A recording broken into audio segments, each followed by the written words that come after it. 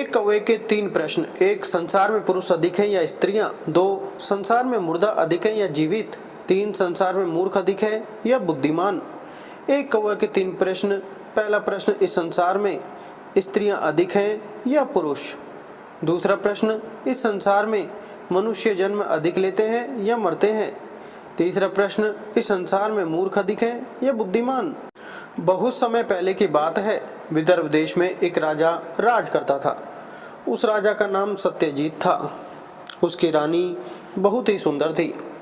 राजा अपनी रानी से बहुत प्रेम करता था। एक दिन की बात है, रानी अपनी सखियों के साथ अपने महल की छत पर बैठी हुई थी।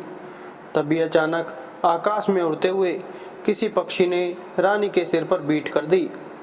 यह देखकर रानी को बहुत गुस्सा आया और इतनी सी बात पर रानी रुष्ट होकर अपने कक्ष में जाकर लेट गई। जब यह खबर राजा को मिली कि उनकी रानी किसी बात पर रूठकर अपने कक्ष में लेट गई हैं, तो राजा रानी के कक्ष में जा पहुँचे और रानी के रूठने का कारण पूछने लगे। रानी ने कहा, महाराज, आज मैं अपनी सहेलियों के साथ छत पर बैठी हुई थी। तभी अचानक मेरे सिर पर किसी पक्षी ने बीट कर दी है, जिस कारण मुझे बहुत बुरा लगा, और जब तक आप उस पक्षी को मृत्युदंड नहीं देंगे तब तक मैं अन्न जल ग्रहण नहीं करूंगी और आपसे बात भी नहीं करूंगी। रानी का ऐसा हठ देखकर पहले तो राजा रानी को समझाने लगे कि देखो रानी, इस संसार में लाखों पक्षी हैं, ऐसे में मैं कैसे पता करूंगा कि आपके सिर पर कौन से पक्षी ने बीट की है। इसलिए आप गुस्सा त्याग दो और लाओ, तुम्हारा सिर मैं साफ कर देता हूँ। राजा के बार बार समझाने पर भी रानी ने अपना हठ नहीं छोड़ा। अंत में विवश होकर राजा ने सभी बहेलियों को आदेश दे दिया कि हमारे राज्य में जितने भी पक्षी हैं सबको पकड़कर हमारे पास ले आओ, हम तुम्हें बहुत सारा धन देंगे। अब तो राजा का आदेश सुनकर सभी बहेलिए जाल बिछा बिछाकर पक्षियों को पकड़ने लगे। अब यह देखकर सभी पक्षियों में इस बात का शोर होने लगा कि यहाँ का राजा सभी पक्षियों को पकड़वाकर उन्हें मारने वाला है। बस हम पक्षियों का दोष इतना है कि हम में से किसी एक पक्षी ने रानी के सिर पर बीट कर दी है। अब एक पक्षी की सजा सबको मिलेगी। यह कैसा न्याय हुआ? तो उन समस्त पक्षियों में से एक बूढ़ा पक्षी था जो बहुत ही बुद्धिमान था। उसने एक रणनीति बनाई और समस्त पक्षियों से कहा कि आप सब राजा के पास जाओ और जाकर के राजा से कहना कि जब तक हमारे मुखिया ना आ जाए तब तक हमें मत मारो। यदि वह राजा तुमसे पूछे कि तुम्हारे मुखिया कहाँ गए हैं, तो कह देना कि हमारे मुखिया 7 समुद्र पार किसी दूसरे देश में जटिल समस्या का समाधान करने गए हैं। सभी पक्षियों ने अपने मुखिया की बात मान ली। अब तो सभी पक्षी बहेलियों के जाल में फंसकर राजा के समक्ष पहुंच गए। राजा ने उनसे कहा, हे पक्षियों, तुम में से किसी एक ने हमारी रानी के सिर पर बीट की है, इसलिए हम अपनी रानी को खुश करने के लिए आप सबको मारने का आदेश देते हैं। क्या हमारे राज्य के समस्त पक्षी यहाँ पर आ चुके हैं? राजा की ऐसी बात सुनकर समस्त पक्षी एक स्वर में कहने लगे, महाराज, आप बेशक हमें मार देना, परंतु अभी हमारे मुखिया जी नहीं आए हैं, कृपया उन्हें आ जाने दीजिए, जो अभी 7 समुद्र पार दूसरे देश में एक जटिल समस्या को सुलझाने गए हैं। समस्त पक्षियों की ऐसी बात सुनकर राजा आश्चर्य से पूछने लगे, क्या तुम्हारे मुखिया इतने बुद्धिमान हैं जो विदेश में न्याय करने गए हैं? तब तो हमें जरूर इंतजार करना चाहिए। इस प्रकार उस राजा ने उस मुखिया पक्षी का शाम तक इंतजार किया और शाम के समय जब वह मुखिया पक्षी आया तो राजा ने उसे अपने पास आसन पर बिठाया और पूछा कि हे पक्षियों के मुखिया, आपको आने में इतनी देर क्यों हो गई? तो राजा की बात सुनकर मुखिया पक्षी कहने लगा, महाराज, 7 समुद्र पार एक राजा ने पूछा था कि इस संसार में स्त्रियां अधिक है या पुरुष। जब इस प्रश्न का जवाब कोई नहीं दे पाया तो फिर हमें निमंत्रण दिया गया, तो हमने जाकर इस प्रश्न का उत्तर बताया। तब वह राजा उस मुखिया से पूछने लगा कि आपने इस प्रश्न का उत्तर क्या दिया? राजा कहने लगा, मेरे ख्याल से तो इस संसार में पुरुष ही अधिक हैं। तो वह मुखिया पक्षी कहने लगा, नहीं महाराज, इस संसार में स्त्रियां अधिक हैं। राजा पूछने लगा कि आपने किस आधार पर बताया कि संसार में स्त्रियां अधिक हैं? मुखिया पक्षी बोला, महाराज, इस संसार में जो पुरुष अपनी स्त्री की बात मानकर निर्दोष जीवों की हत्या करता है, ऐसा निंदनीय और अधर्मी पुरुष भी स्त्री के समान ही माना जाता है। मुखिया पक्षी की बात सुनकर राजा सोच में पड़ गया कि मैं भी आज अपनी रानी के कहने पर इन निर्दोष पक्षियों को मारने जा रहा हूँ। इसका मतलब मैं भी स्त्रियों की गिनती में आ जाऊंगा। यही सोचकर राजा ने उन सभी पक्षियों को आज़ाद करवा दिया। सभी पक्षियों को बहुत प्रसन्नता हुई।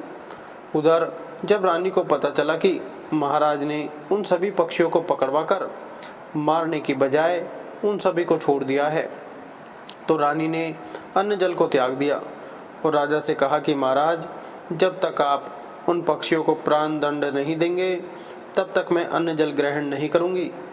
अपनी रानी को प्राणों से ज़्यादा चाहने वाला वह राजा अपने वचन से मुकर गया और अगले दिन उसने बहेलियों से कहकर फिर से समस्त पक्षियों को पकड़वा लिया और सबको मारने का आदेश दे दिया। पहले की तरह पक्षियों ने फिर वही बात कही, महाराज, हमारे मुखिया को आ जाने दीजिए, उसके बाद आप हमें मार देना। राजा कहने लगा, तुम्हारा मुखिया आज कहाँ गया है और वह अभी तक क्यों नहीं आया है? पक्षियों ने कहा, महाराज, हमारे मुखिया जी आज पहाड़ों के उस पार जो देश है वहाँ पर किसी बात का निर्णय करने के लिए गए हैं, वह आते ही होंगे। फिर कुछ समय के बाद मुखिया पक्षी भी आ गया। उसे देखकर राजा ने कहा, बताओ मुखिया, इतनी देर से आने का क्या कारण है? मुखिया पक्षी कहने लगा, महाराज, आज मैं जिस देश में गया था वहाँ की न्याय पंचायत सिर्फ एक प्रश्न पर अटकी हुई थी जिसका उत्तर किसी के पास नहीं था। इसलिए वहाँ के राजा ने मुझे आमंत्रित किया था, तब मैंने ही जाकर उस प्रश्न का उत्तर दिया था। प्रश्न यह था कि संसार में कितने प्राणी पैदा होते हैं और कितने मरते हैं। राजा ने कहा, मेरे हिसाब से तो लोग पैदा अधिक होते हैं, मरने वालों की संख्या तो कम होगी। परंतु आपने क्या जवाब दिया? मुखिया पक्षी कहने लगा, महाराज, मैंने बताया कि संसार में लोग मरते अधिक हैं। राजा ने पूछा, वह कैसे? मुखिया पक्षी कहने लगा, हे राजन, जो राजा सही फैसला सुनाकर और किसी के बहकावे में या लोभ में आकर अपने निर्णय को बदल देता है और अपने वचन से मुकर जाता है, ऐसा व्यक्ति जीवित होकर भी मरे हुए के समान है। ऐसे व्यक्ति की चारों तरफ निंदा ही होती है। उस मुखिया पक्षी का जवाब सुनकर राजा फिर सोच में डूब गया कि ऐसा राजा तो मैं ही हूँ जो अपनी रानी के प्रेम में अंधा होकर अपने वचन से मुकर गया हूँ। मैं निंदा का पात्र नहीं बनना चाहता। ऐसा विचार करके राजा ने उन समस्त पक्षियों को फिर से मुक्त कर दिया। सारे पक्षी खुशी खुशी अपने अपने स्थान को वापस चले गए। उधर तब रानी ने सुना कि महाराज ने आज भी पक्षियों को दंड नहीं दिया है, तो उसने महाराज को बताया कि वह आज आत्महत्या कर लेगी, या तो उसकी मांग पूरी हो। अब तो विवश होकर राजा धर्म संकट में फंस गया और सोचने लगा कि अब मैं क्या करूं। काफ़ी सोच विचार करके राजा ने अगले दिन फिर सभी पक्षियों को पकड़वा लिया और वैसा ही हुआ। मुखिया पक्षी फिर से विलंब से आया तो राजा ने उसके विलंब से आने का कारण पूछा, तो उसने बताया कि आज वह बहुत ही महत्वपूर्ण विवाद को सुलझा कर आ रहा है। किसी राज्यसभा में इस बात पर विवाद था कि दुनिया में मूर्ख अधिक हैं या बुद्धिमान। राजा कहने लगा, इसमें कौन सी बड़ी बात है? इस संसार में बुद्धिमान तो बहुत अधिक हैं, मूर्ख तो 2-4 ही होंगे। क्या आपने यही बताया? तो मुखिया पक्षी कहने लगा, नहीं, मैंने बताया कि संसार में मूर्ख अधिक हैं और बुद्धिमान लोग बहुत कम। क्योंकि जो पुरुष अपनी बुद्धि और विवेक से काम नहीं करता है, उसके निर्णय में दूसरे लोगों की इच्छा शामिल होती है। धर्म अधर्म को जानबूझकर जो बुद्धि और विवेक से निर्णय नहीं करता है, जो एक जीव की रक्षा के लिए लाखों की जान लेना चाहता है, वह मूर्ख ही होता है। हे राजन, आपके दरबार में सभी बुद्धिमान व्यक्ति आपकी हाँ में हाँ मिला रहे हैं, ये सभी मूर्खों की श्रेणी में ही आते हैं। आपके इस फैसले पर आपका विवेक काम नहीं कर रहा है। आप जो कुछ कर रहे हैं सिर्फ अपनी रानी के कहने से कर रहे हैं, इसलिए आप महामूर्ख हैं। इसलिए हे महाराज, दुनिया में मूर्ख की संख्या अधिक है। पक्षी के इस जवाब से राजा का जमीर जाग उठा और उसने निश्चय किया कि रानी मरे या जिए, मैं निर्दोष पक्षियों को नहीं मारूंगा। फिर राजा ने सभी पक्षियों को आज़ाद कर दिया। फिर सभी पक्षी खुशी खुशी अपने अपने स्थान को वापस चले गए। इसलिए मनुष्य को किसी प्रतिष्ठित पद पर आसीन होने के बाद भी निर्णय किसी के दबाव में आकर नहीं करना चाहिए। ऐसा मनुष्य नीच योनि को प्राप्त होता है। वीडियो अच्छी लगी तो वीडियो को लाइक करें, चैनल को सब्सक्राइब जरूर करें। धन्यवाद।